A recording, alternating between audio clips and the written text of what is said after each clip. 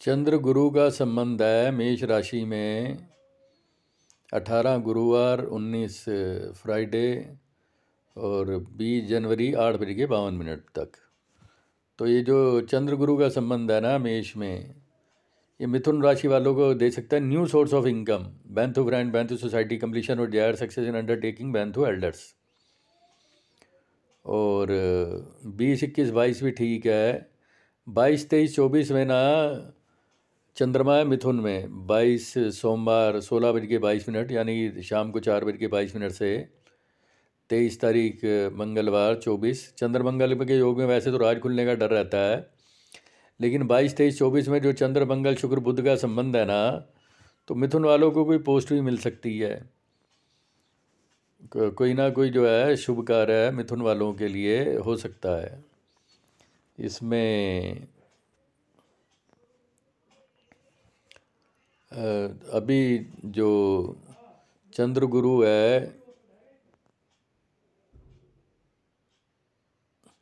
चंद्र गुरु जो है मिथुन वालों के है इनकम हाउस में 18 जनवरी को, और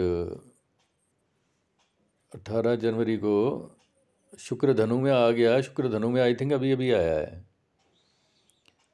शुक्र धनु में आया है अभी अभी थोड़ी देर पहले ही। शुक्र मंगल बुध जो है तीनों के तीनों धनु में है। तो धनु में आया 18 जनवरी 20 बज के 56 मिनट। धनु में शुक्र है 18 जनवरी 20 बज के 56 मिनट से 12 फरवरी तक। ये बेटर देन बेस्ट है। 12 फरवरी से 7 मार्च तक शुक्र मकर में है, बेटर देन बेस्ट है। 7 मार्च से 31 मार्च तक जो है शुक्र और शनि कुंभ में रहेंगे, शुक्र राहु मिथुन में रहेंगे 31 मार्च से 24 अप्रैल तक। तो अभी जो है 18 जनवरी को शुक्र जो है धनु में आ गया।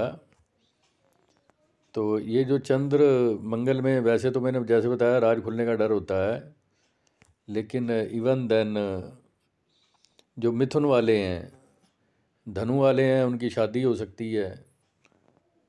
तो जो 22 जनवरी आ रही है, 22 जनवरी में चंद्र मंगल, चंद्रमा 3 में है, शुक्र 9 में, मंगल 9 में, बुध 9 में।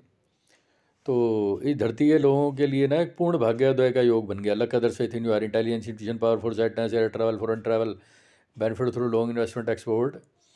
इस धरती के लोगों के ना सैंपल अप्रूव हो जाएंगे, रिपीट ऑर्डर आएंगे, डॉक्यूमेंटेशन एग्रीमेंट साइन होने। मिथुन राशि होती है एग्रीमेंट साइन करने की। तो चंद्र मंगल बुध शुक्र का जो योग बन गया 22 जनवरी में, मिथुन वालों की शादी हो सकती है, पार्टनर मिल जाए, कोलोबरेटर मिल जाए। और चंद्र मंगल में एक ही डर रहा है कि राज खुल सकते हैं। तो कोई किसी का लव मैरिज का है तो एक्सपोज हो जाएगा। तो 22 जनवरी भी टेक्निकली बेटर देन बेस्ट हो गई। इस धरती के 10, 20, 30, 50% लोगों की ना किस्मत खुल जाएगी, सैंपल अप्रूव हो जाएंगे, कोटेशन सक्सेसफुल हो जाएंगी, टेंडर मिल जाएंगे, ऑर्डर मिल जाएंगे 22 जनवरी को। और 23 जनवरी भी जो है ना चंद्र मंगल शुक्र का योग है। चंद्रमा है 15 डिग्री का, बुध है 17, गुरु है 12, शुक्र धनु में 6 और मंगल है 20 डिग्री का। तो 23 जनवरी भी टेक्निकली तो बेटर देन बेस्ट है। धरती के 10-50% लोगों का ना भाग खुल जाएंगे, सैंपल अप्रूव हो जाएं, रिपीट ऑर्डर आ जाएं, कोई पुराने ऑर्डर आ जाएं, और दूसरा राज भी खुलने का है। और 24 जनवरी को भी जो है चंद्र मंगल शुक्र का योग बन गया। तो बुध फायदा देता है agency, financing, insurance, banking, consultancy. शादी भी करा सकता है मिथुन धनु वालों की। चंद्र शुक्र भी शादी करा सकता है, लव मैरिज करा सकता है। और मंगल में राज खुलने का डर रहा है, लेकिन प्रॉपर्टी मैटर भी सोल्व हो सकते हैं।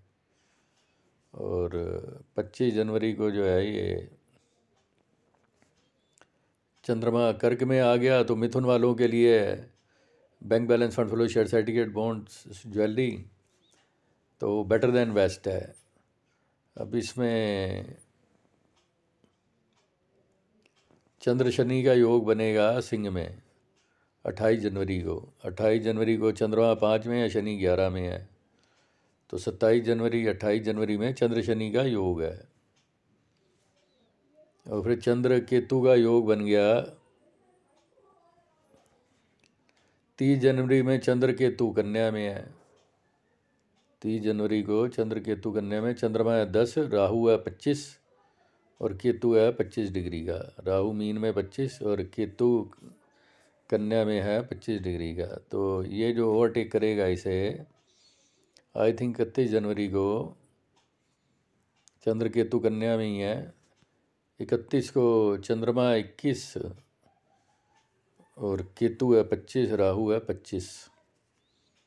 तो इसका मतलब है जो ये चंद्रमा राहु केतु को ओवरटेक करेगा वो करेगा 1 फरवरी को। 1 फरवरी को जो है, 1 फरवरी को चंद्र गुरु का संबंध बन गया। तो टेक्निकली 1 फरवरी तो बेटर देन बेस्ट हो गई। चंद्रमा है 3 डिग्री का, 1 फरवरी बेटर देन बेस्ट। 1 फरवरी बेटर देन बेस्ट। चंद्रमा 7 में, कन्या राशि वालों की पेमेंट आ सकती है। और इस धरती पे जो सक्सेसफुल मैरिजेज हैं 2 फरवरी 3 फरवरी में, top most successful marriage of the century जो है वो हो सकती हैं। चंद्रमा 7 में है क्योंकि जुपिटर जो ये 1 मई तक है ना मेष में। इस धरती के जो मैक्सिमम एलिजिबल बैचलर हैं 1 मई 2024 से पहले पहले मेष राशि का गुरु ना इस धरती के एलिजिबल बैचलर की शादी करा देगा। तो 2 फरवरी में भी जो रिश्ते हैं वो एफिल टावर टाइप वाले हैं, लाल किले जैसे, कुतुब मीनार जैसे, या ताजमहल जैसे, या Statue of Liberty, Statue of Unity. Better than best. 2 फरवरी बेटर देन बेस्ट, 3 फरवरी बेटर देन बेस्ट, चंद्रगुरु का संबंध है। और 4 फरवरी भगवान की दया से 4 फरवरी भी बेटर देन बेस्ट है। चंद्रमा तुला में है 29 डिग्री का। 4 फरवरी भी बेटर देन बेस्ट। चंद्र गुरु का जो है योग बन गया।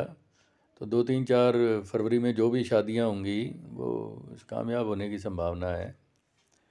उसके बाद 5 फरवरी, 5 फरवरी में चंद्रमा चला गया वृश्चिक में।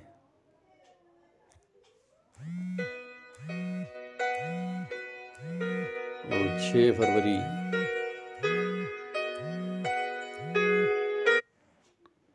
6 फरवरी में भी चंद्रमा जो है वो उधर ही रहेगा, वृश्चिक में ही है 25 डिग्री का। चंद्रमा जो मूल नक्षत्र में जाएगा, चंद्रमा जो मूल नक्षत्र में जाएगा वो टेक्निकली जाएगा 7 फरवरी को। चंद्रमा जो